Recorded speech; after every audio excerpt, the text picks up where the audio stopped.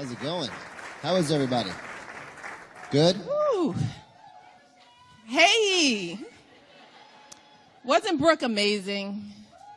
So great. She was a little itty-bitty person when she first showed up at the White House. And now she's a young lady. Yeah, the kids that first planted, they're like going to college. I know. We did a reunion for the last garden dedication. Yeah. And we had some of the kids who planted the original garden, and they were on their way to college. Man, Sam, you're old. I know, I'm getting old. It's true. Well, first off, how are you? How is it being free? What's going on? I'm good. Just hanging out. Everything is really great. Being former is all right. I'm good with it. You know, everybody's good. President's good. He's, running around out there in the world with his shirt unbuttoned. No. That's the news that's going to come out of this. Yeah, I just heard about that. Girls are good. We settled into our new home and we've got new offices. So we've been doing a lot of housekeeping. Schedule still seems pretty busy. I don't know why that is. I need to talk to my staff about that. Yeah, but it's good. It's good. Little pressure off feels nice. A lot of pressure off feels great. It's great. I'll take that. So let's reflect a little bit. Okay. Looking back. Going back. I find myself trying to make sense of, what happened over the last, 10 years, really. Mm-hmm. And obviously that happens bit by bit. But, when the kids were really young, Brock was, starting to try to make some moves. You were actually the breadwinner, by the way. Mm-hmm. How do you look back on yourself and the family, sort of going about your business, having no idea what was about to happen to you? How do you remember that time? Yeah, those are, I was back in Chicago last week for the rollout of the new Obama Presidential Center and got to stay at home for a few hours. And in that kitchen where it all began, because Sam was helping us out at that time, because I was doing a lot of traveling. I was holding down a full-time job. Kids were little. I was campaigning as well as working. My husband wasn't around. So I was in a position that many working families, parents find themselves in, where I was trying to feed my kids healthy, not necessarily doing that successfully. And we had the good fortune. I had known Sam since he was a teenager. And finding out that he was a chef and engaged in healthy cooking, he had worked with families and had turned their diets around, I kind of ran into him and I said, "Can you help us?"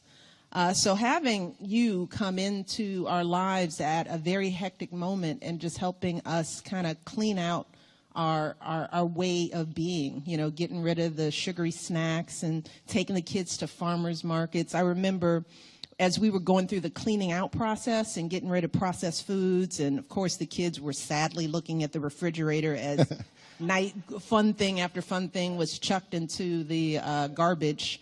One of the things Malia said was that, can I keep the boxed macaroni and cheese? She's like, please, Sam, don't throw that out. She really tried to draw the line at the mac and cheese. So, Sam, you said, well, the rule is that we can keep real food. So if you can show me how to turn this block of cheese into this powdery substance, that is your boxed macaroni and cheese, then we can keep it. That poor little thing, because that was at the time when they were even too big to stand up at the stove without a step stool. He got her a step stool, a little apron, a little bitty knife, and a block of cheese. And she sat there for a good hour trying to macerate that cheese into powder. She put it in the oven. She tried to dry it out. She tried to dry it. It was very sweet. It was so sad. Then she was like, "You win," and just sort of slunk out of the kitchen. Right. But the point that you made was that we can still have mac and cheese. It's just got to be real cheese, real milk, real pasta, real food. But those early times, that was the beginning of the thought process of how do we begin to provide the kind of information that parents need about how to feed and keep their children healthy. Because I struggled with it until you came into the picture. I didn't even realize that I was having a problem with it. So those early days were important, and watching how the girls opened up to this new process. Yeah. You know, they weren't the problems. The kids weren't the problems. It was the parents. Right. It was us changing our habits. Yeah. That was the thing we had to overcome. They started driving it. At a certain point, they were like putting their foot down, like, no, Mom. No, hey, Sam, what's with that? Right? Mm-hmm. They start leading the way, and I think we've seen that time and time again. We saw it in the garden. We see it in kids like Brooke. Yeah. You know, who have turned their houses around, their lifestyles around because they've gotten the bug, they've gotten the information. So those early days were precious, very precious. So we took that, you know, after, you know, we would dream and then kind of chuckle at ourselves with, you know, our big visions, and then, man, it's like, well, this isn't going to happen, is it? Yeah. Right? And but we got in, and the first thing we did was plant that garden. Yeah, and, you know, what was your expectations of that? Did it, you know, when going in, and then what actually happened? Yeah. How do you think about the garden? Where does that hold in your? Well, that was, you know, I mean, it seemed like a simple concept but when we really started to do it, when we found out, first of all, that the National Park Services would let us dig up the White House, right? Which was a thing. Well, the South Lawn, which was a thing we didn't know. It was just an idea. But when all the answers were yes, the soil was of good quality, you know, everyone was excited about it. Then I remember when we first started digging everything out, I looked at Sam, I said, dude, this better work, you know, because it's like, what if nothing grows, you know? Now we've launched this big thing. There was nothing certain about that idea. Nothing. But it all started from that place of kind of seeing this thing through the eyes of kids, that so many kids don't know where their food comes from because they're living in cities and they're living in communities where maybe they don't even see a vegetable. They don't even have access to a grocery store, let alone to watch the process of something they put into the ground turn into life and then something that they can consume. It was a very simple but powerful concept. And to do it in the backyard of the most famous and important and iconic house in the country seemed like a powerful beginning.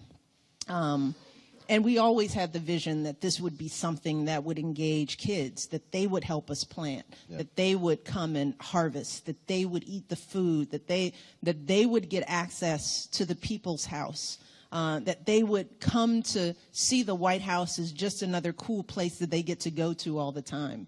So the relationships that we developed with Bancroft schools and Tubman schools, 2 area schools that always came, they just became like, they were so confident in their access to the White House, you know? I mean, they were just like, yeah, we've been there, you know? The kids would walk up, it's like, where's Barack? It's like, he's at work. You know, true, like they just felt really comfortable, but that was all part of it, you know, because we wanted other kids seeing kids having fun with food and healthy food. And then when we would cook from the garden, that was the best thing. And we would be right out on the South Lawn, and we'd have the chefs, the chefs would be in their chef's hat, and the park district, national parks people would be out there. And the stuff that they planted would be washed right out there, and they would cut it and would prepare some of the best pizzas and pastas, and the kids would eat this food up. And it was like, you just did it. You just got that food right there, and it's really good. Yeah. So, I mean, as you can see, I'm still excited about the whole notion. Yeah, it was powerful. I remember on the last harvest that I participated in, we made just like a kale salad. Mm-hmm. And we sat down, and the little boy, you know, there's like 200 press and all eyes, and you're there, and there's all this sort of excitement. And we sit down, and the little boy leans over to me and says, I've never had salad before, but like scared. Like he's never tasted salad, and it's a pretty, you know, big time to have your first salad. And like it could go badly. This could go really badly.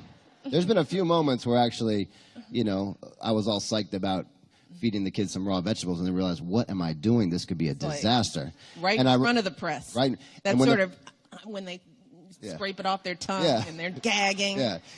You know, kids, it could have gone horribly bad. Horribly. And then, you know, then I remember the first lady saying, like, this better not go wrong, you know. And I'm like, oh, my God, I can't sleep at night. But this little boy, you know, I said, don't worry, you just have a taste. You know, if you don't like it, you don't have to eat it. And he's like, okay, I'll taste it. And he like takes one bite and screams like, "It's delicious!" And like the tables around are like looking back, but it was because we